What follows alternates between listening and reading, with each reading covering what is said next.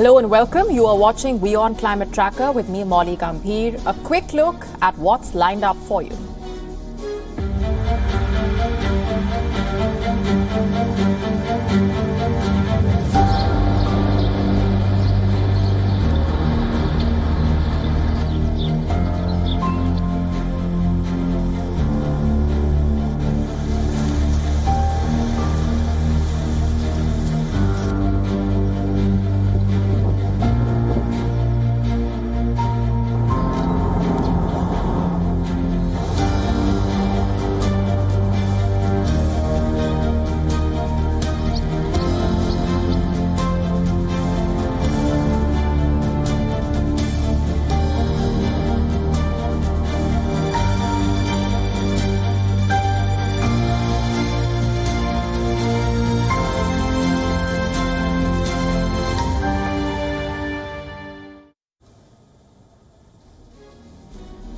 The global energy crisis has led the German government to impose a new gas tax on households. The increased rates will be effective from the 1st of October and last till 2024 April.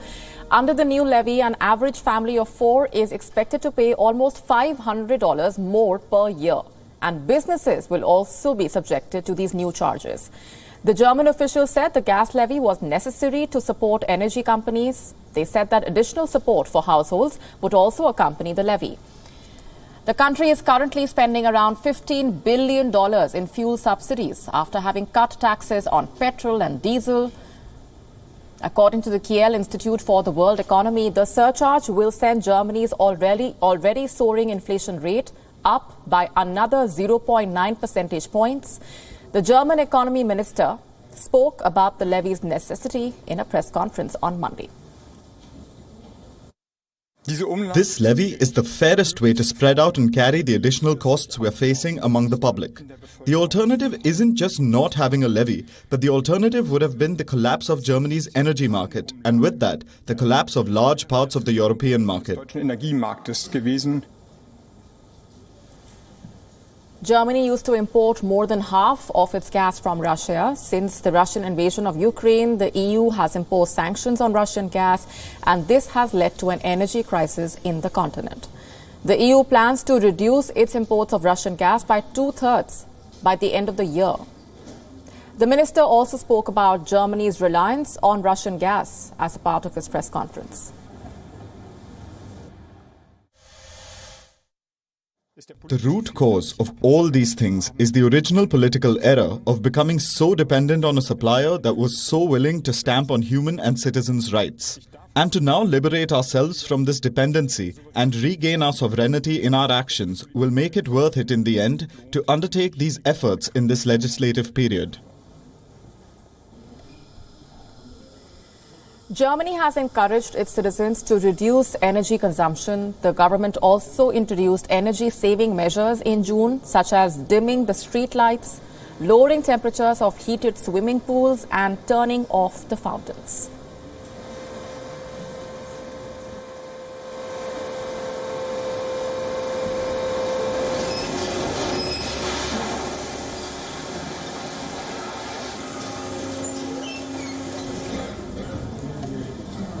Moving on to the United Kingdom now, heavy rainfall and flooding have hit parts of the country as warnings of thunderstorms remain in place. Heavy showers have caused flooding in areas of Cornwall and Devon. These areas were under an amber level alert issued by the Met Office. Most parts of the country are under the yellow alert. The regions marked in yellow could face thunderstorms with torrential rain. There is a chance of delays and some cancellations of the train and bus services. Spray and sudden flooding could lead to some road closures. Some communities might get cut off due to floods and could also witness power cuts. Some areas in Scotland bordering England could experience heavy rainfall. London and southeast England are likely to face heavier rains accompanied by thunderstorms. Southwest England has been put under an amber alert and could receive slightly more severe rains and floods than other regions. Heavy rain is unlikely to ease the prolonged drought situation in the country. England has suffered its driest July since 1935. The water levels hit record low, conditions remain tinder dry. The soccer grounds have dried up and cracked due to extreme heat. These satellite images showing Britain's landscape turning brown from green, especially across southern and eastern England. And the drought will likely cause floods because the rainwater will struggle to pass through the dried up ground. In the normal weather conditions, the ground remains comparatively moist. So the upper layer of soil absorbs most of the rainwater into the ground, but things change after a drought. The upper layer is dry, thick and tighter, so the rainwater will run off the dehydrated surface and lead to flash floods in some areas.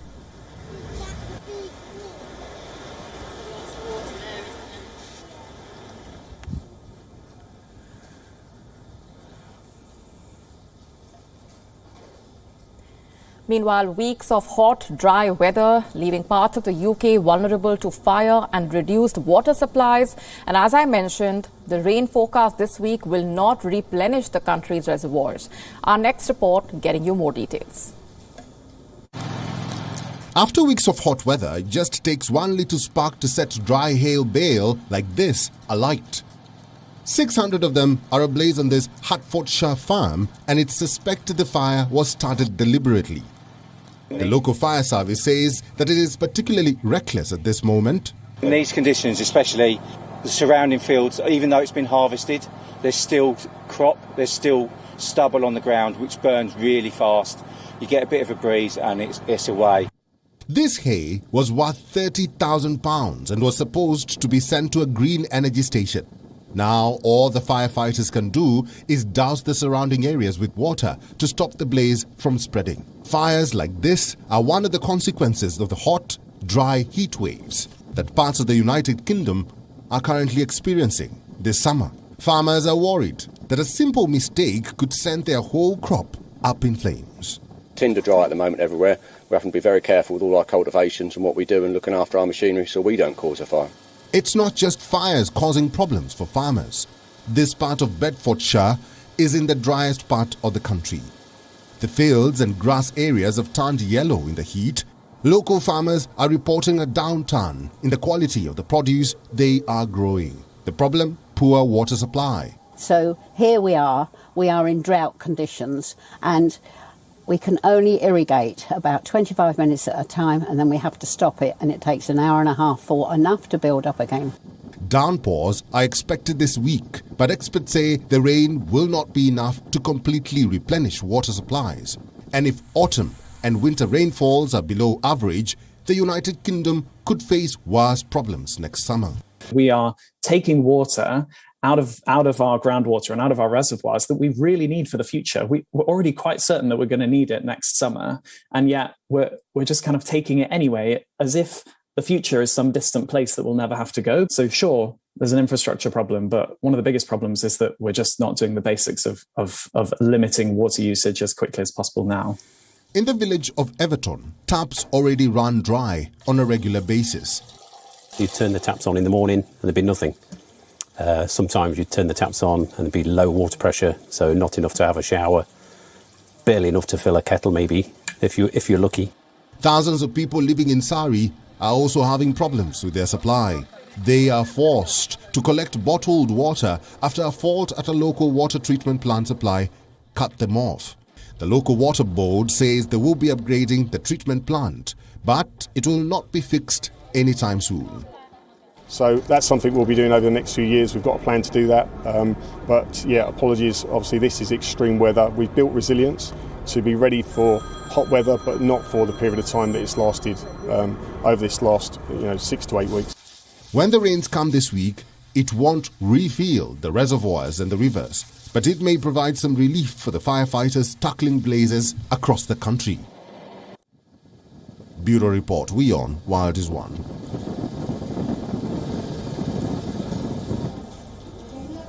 Meanwhile, Spain is battling a massive wildfire in its southeastern region, while another blaze in the northern Aragon region has reportedly been stabilized.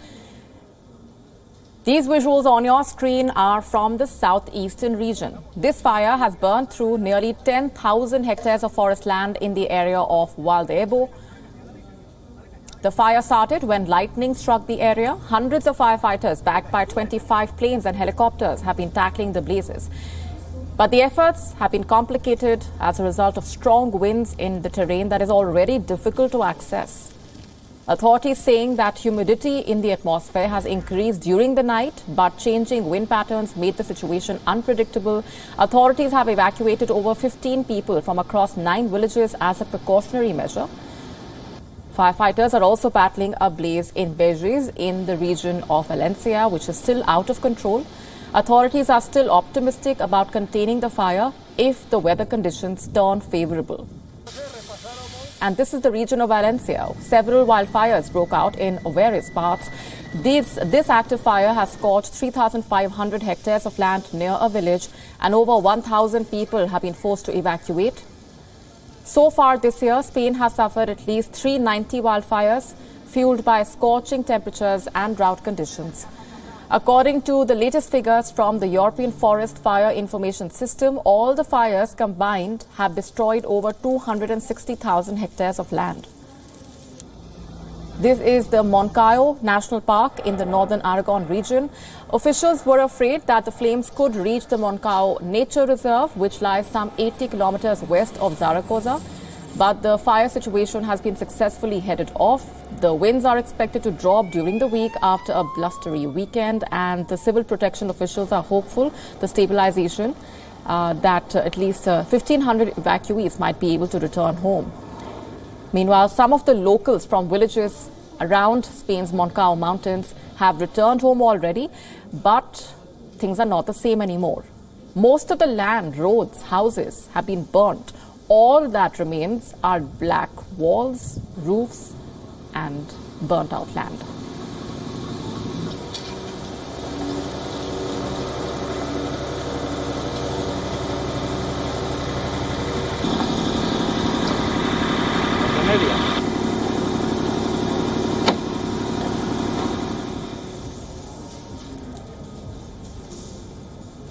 A huge drought is sweeping across Europe, leaving many countries witnessing their driest ever period on record. In Hungary, the river levels have dropped, water supplies are threatened, farmers are worried they do not have enough green pasture to feed their animals. Lake Valence's bed is completely dry and cracked, and there's not much water for this goose to find. Fishing boats too lie marooned in the dirt. Data shows that this is the lowest water level ever recorded at Lake Valence in Hungary. It means that wildlife that relies on it may not survive.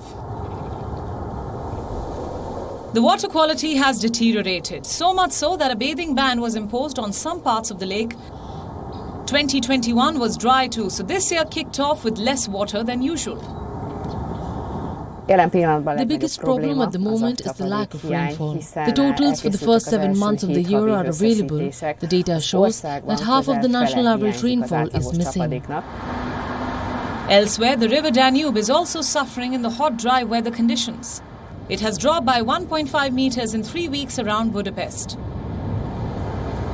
There is no end in sight. Temperatures are expected to rise further, and no significant rainfall is predicted anytime soon. With climate change, we must prepare for such extreme weather situations to become more frequent than before. So we have to manage them in agriculture, in water management, in the management of stormwater in municipalities. We need to be prepared in almost all areas. The heat wave is affecting water supplies to riverside settlements. The amount of drinking water that can be extracted from the aquifers is determined by the water levels of the Danube. The regional water supply company of Budapest has warned that if water consumption increases, the supply system could be in jeopardy. Water pressure could drop, or there could be temporary water shortages over a large area. Experts say the authorities need to find long-term solutions to the changing climate. Due to Hungary's relatively low altitude, water management is still optimized for the drainage of water surpluses and the rapid elimination of inland water and floods. According to WWF Hungary, at the farmland level, the solution may be to spread flood and inland water over as large an area as possible. Farmer groups and agricultural cooperatives say that the damage caused by the drought could reach $20 billion.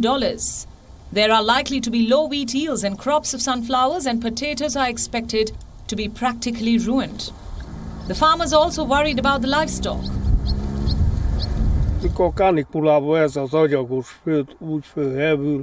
In the heat wave, this clay soil actually burns the sheep's feet. It's so warm. I'm 57 years old, but I've never seen a drought this big.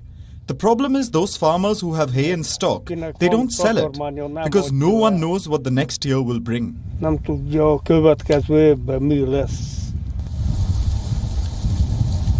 While next year might be hard to predict, scientists are clear that the general trend will be more frequent and more severe periods of extreme weather are expected. And just like every other country, Hungary too needs to plan for that future now. Bureau Report, WION, World is One. A worsening power crisis is impacting Africa's most industrialized economy. President Ramaphosa has promised to boost the country's renewable energy sector, but many South Africans are not waiting for government action, and this has led to a boom in small-scale solar installations. Our next report telling you more. South Africa's regular blackouts aren't a problem for Pierre Moreau. The 68-year-old financial planner has rooftop solar panels set up at his Johannesburg home. Africa's most industrialized economy is witnessing a boom in small-scale solar installations, but only for those who can afford it. Solar is the way to go because it will free our nation. Most of our nation is actually deprived of their basic human rights. And that's to be able to do work whenever, however, and for how long they want. South Africa is in the grip of a power crisis. Debt-crippled state utility Eskom's crumbling fleet of coal-fired plants have repeatedly resulted in power cuts, known locally as load shedding. That's prompted promises from President Cyril Ramaphosa to cut red tape in a bid to boost renewable energy. But those who can afford to are not waiting for government action. Tabi has witnessed this firsthand. Last year, March of last year, we sat 1 month, we got 349 requests. We hadn't seen that within a year. Tabi's solar company Granville Energy has, he says, seen a continuous increase in demand for rooftop systems over the past 2 years. People didn't have trust or confidence in Eskom's ability to solve the problem, so they started looking for alternatives. In the first 5 months of this year alone, South Africa imported solar photovoltaic panels worth 2.2 billion rand, or around $135 million, according to a Reuters analysis of customs data. Once installed, they'll increase the estimated existing small-scale solar generating capacity by some 24%. That surpasses what the government has managed to procure in a decade of utility-scale solar strategy. But as with much in one of the world's most unequal societies, there is a divide. Rooftop solar remains out of reach for most poorer South Africans. Prince Mkhize works at a car wash in Johannesburg's low-income Alexandra township. We're not that rich before. We can't just buy solar system, then we put them on top of the roofs and etc. The money, that's the problem. When blackouts strike, Mkhize's jet wash and vacuum cleaner won't work, meaning he can't earn. Across the busy motorway from Alexandra is the Sandton Financial District, known as Africa's richest square mile. It's a place where people are more likely to be able to buy their way out of the blackouts. From extreme heat waves to deadly wildfires, the impact of climate change is being witnessed around the world, especially in Fiji, where rising ocean temperatures have led to inadequate harvest, threatening the livelihoods of fisher women in the area. Take a look. Climate change is wiping out this unique species of seaweed and the livelihoods of the fisherwomen in Fiji who survive on it. But we are struggling to find some spots for a lot of nama. If it's a good spot, we stop there. Sarah Balisasa has relied on nama, often known elsewhere as sea grapes, for 10 years. She dives deep into the waters to pluck this seaweed from the ocean floor and earn a living. But as the oceans get warmer, sea grapes are slowly disappearing, and fisherwomen like Sarah see their livelihoods drying up. Fisherwoman Karen Vusisa says she used to collect a 44-pound sack of nama in a day's harvest. Now she considers herself lucky to find even half of that. It's saddening, really, it's saddening, because this has been their way of life. Alani Tuivuthilevu is a marine biologist who advocates for Fiji's fisherwomen. She says nama, usually served soaked in coconut milk and added to salads, is an essential part of Fiji's daily diet and their culture. Depletion of nama supply means really an eroding of a way of life, and to a certain degree a cultural traditions. And it does not only, I'm sure it does not only translate to the nama species. For the Fijian culture in general, there's lots more species that would be dying out elsewhere because of the effects of climate change. Nama is especially sensitive to heat, making it vulnerable in turn to global warming. Warmer oceans have also led to more frequent and destructive cyclones, which have swept away entire marine habitats and the nama with it. It all forces Fiji's fisherwomen further and further out to sea in search of their sole source of income, taking more and more time away from their families. Tuivuthilevu says the financial burden may soon become too much for them to bear, and that the world's biggest polluters must begin to take responsibility. Adaptation has always been a driving theme for the Pacific Islands, but we cannot keep on adapting. We cannot keep adapting. The main emitters need to recognize that the effects is not on them, that we are facing the brunt. So basically what they need to realize that their actions, we face the consequences. Tourists and visitors are flocking to a dried-up riverfront in Switzerland to get a glimpse of a captivating castle along the Tuleo River. The castle is built using clay from the dried-up riverbed. The project started with modest ambitions some 6 weeks ago, but the prolonged drought has allowed the sculptor to build an entire city of spires. The artist, however, has mixed feelings about it. We're leaving you with these visuals. Thanks for watching.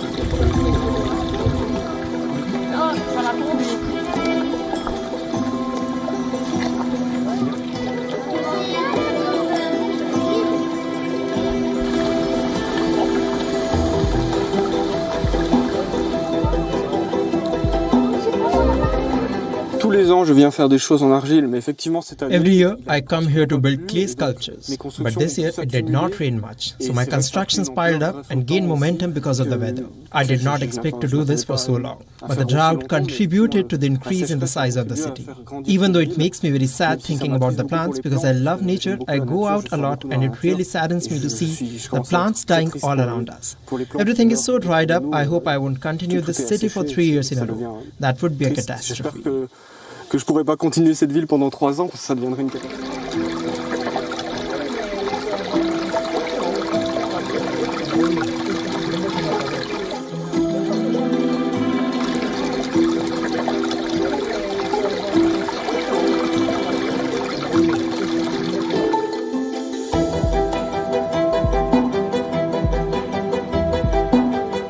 Ça fait 6 semaines que je travaille tous les jours. It's been 6 weeks that I have been working on it every day. I will probably stop when the rain gets too heavy and I won't be able to construct. Everything will be destroyed while I'm constructing. That is probably at that moment that I will stop. C'est sans doute là que je m'arrêterai.